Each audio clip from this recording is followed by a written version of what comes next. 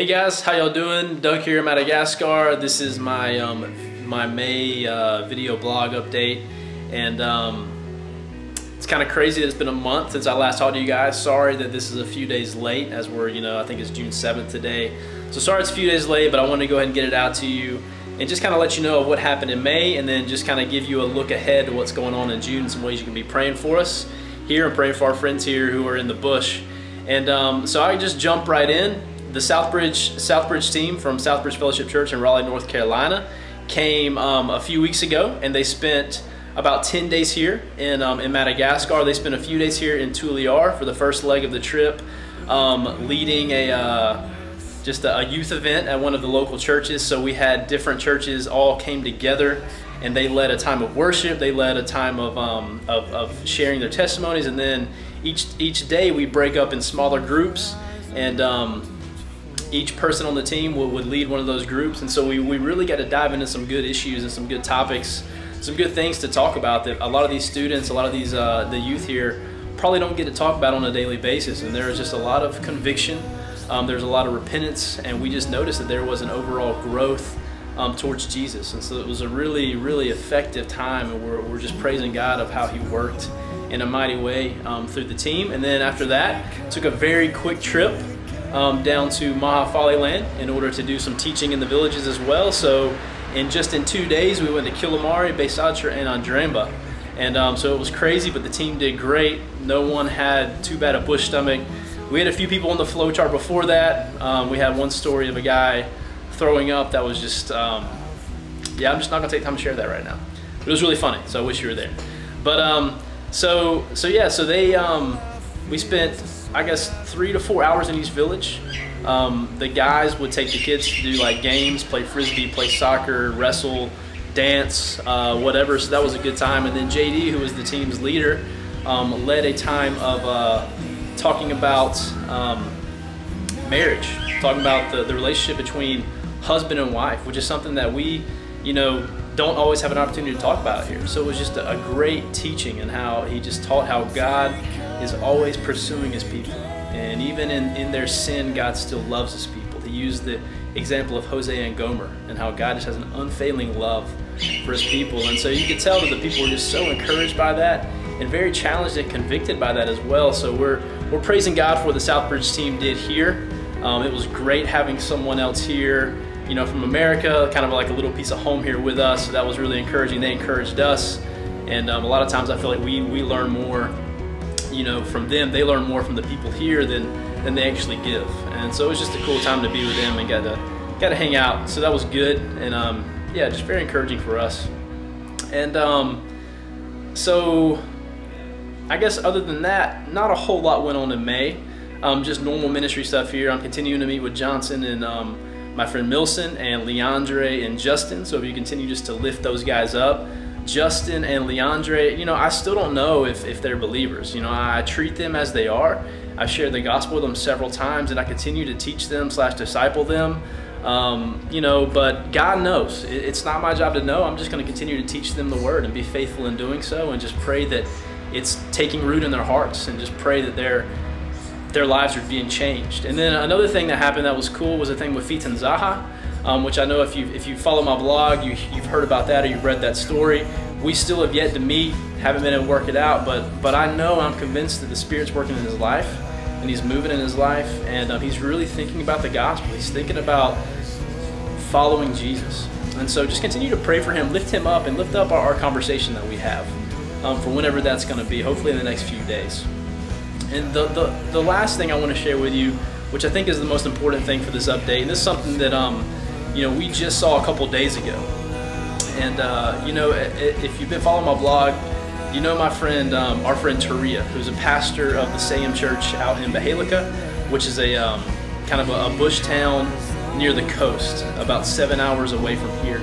Nathan and I went to visit them on Tuesday, came back on Wednesday because the plans were changed, which happens all the time. So we went to visit them in order to set up a trip in July in order to go and preach the gospel in 2 villages that we have yet to preach the gospel.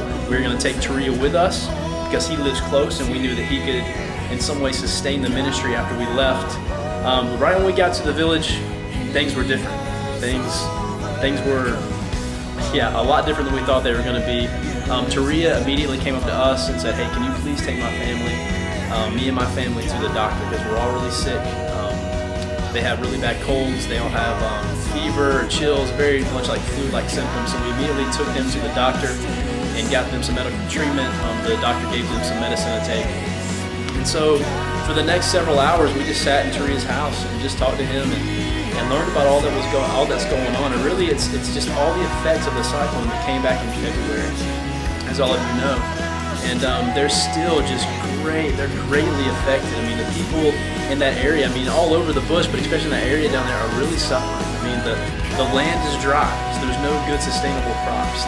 The water source in that town in Bahelica is broken. The desalinator is broken, so right now they're having to go several kilometers in order to get their water, and they're having to spend almost a day's wage just for 20 liters of water, you know, which doesn't last them very long. On top of that, there's no work at all right now. So people are really desperate. They've had different companies come in talking about, you know, jobs or offering them jobs, so people are just taking them. And I mean, we pass groups of people just breaking big rocks into smaller rocks, but they're doing whatever they can to make ends meet, to get some money in order to buy some food. You know, with Taria and his church, people have stopped coming to the church, not because they're losing their faith, not because they're doubting who Jesus Christ is. They're just trying to make ends meet. And so they're working every single day. And the thing that they're neglecting is their time at the church. And so, you know, we're really, really discouraged and disheartened just to see Taria in that kind of state, because usually he's always up, he's always happy, he's always encouraging. And he was still those things. And we were still convicted to be around him, just knowing that he's suffering so much, his family is suffering so much. And yet he's still encouraged, he's still enduring. We were actually able to take him out to one of his cell groups that he meets with in a village about 15, 20 kilometers away that he hasn't been able to go to since the cyclone came, because he's been spending so much time at his house, rebuilding his church, and taking care of his family. So he hasn't been able to do any of his own ministry really around those areas that he's meeting in. And so, you know, we didn't even bring up the idea of going to those new villages in July, just because we knew that he needed to stay there with his family, that he needed to really focus on the ministry that God has given him, number one, and not stretch him any thinner than he's been stretched. And so if you just, I guess I'm just telling you all this stuff as an advocate for him and his family, and for all the people who live in that area down there near the coast in Bahelica. They're just really suffering right now. And it's hard when you're sitting there, you know, just knowing that we can't really do anything about it. We can be there, our physical presence can encourage him, we can help him, you know, rebuild his church, rebuild his house, or just do small things here and there, but like long-term goals, long-term help, what do we do? You know, how do we be effective? How can we really help them? And so it's just kind of, it's frustrating for us, and we know it's frustrating for them because they're enduring. You know, they're suffering through all this, and you know, I don't question the Lord's plans. I know that God has something greater in store for Taria and his family, and there's a reason he's suffering. God hears Taria's prayers. Taria says that every single day he is praying for God to help them. He is praying for God to give them what they need. He's praying that God will provide. He's praying for God to give them encouragement. So they really, truly are living just day to day and enduring day to day. And so if you would just please pray for your brother, pray for his family, and pray for all those in that area who are suffering as well. And you know, he won't leave that area. He's not going anywhere, because he knows and he's convinced there are people in that area who still do not know who Jesus Christ is. And he knows that God has put him there regardless of the suffering, regardless of the hurt, and just the overall the suffering of life there, that God has put them there in order to preach the gospel, and that they will stay there, and they know that God will sustain them and provide for them and strengthen them in order to do the work they put in front of them. So if you would just please just pray for them, lift them up, lift their name up to the Father, ask God to heal them of their sicknesses, ask God to give them strength for every day, ask God to continue just to help them to endure and persevere, help Taria reach out and meet with those cell groups that he has spent so much time discipling and ministering to. And so I'm just really, as an advocate right now, standing in the gap for him. Please lift him up. Please pray for him, and pray that God would give us wisdom and show us the best way to help them. Maybe to send people out there to help them out who are, you know, Malagasy, who can stay with him for an extended period of time. We have no idea. We don't know. yeah, it's really tough. So just please lift them up, and you know, for the month of June, you know, we're just continuing to do work here in Tuliar, and then we have a bush trip coming up at the end of June. Our friend Tessa, who is she's one of the girls here on the team, who's been here for 4 years now. She's leaving at the end of the month, so that's going to be really sad. We're going to hate to see her go. So if you could just pray for her last few days, her last few weeks here in town, continuing to do work on the stories. She's really packed with a lot of work, and so if you would just pray that God would give her peace and comfort in the midst of all that, and just help her to find those times to relax and just rest in Him, even in the midst of all the craziness that she has going on around her.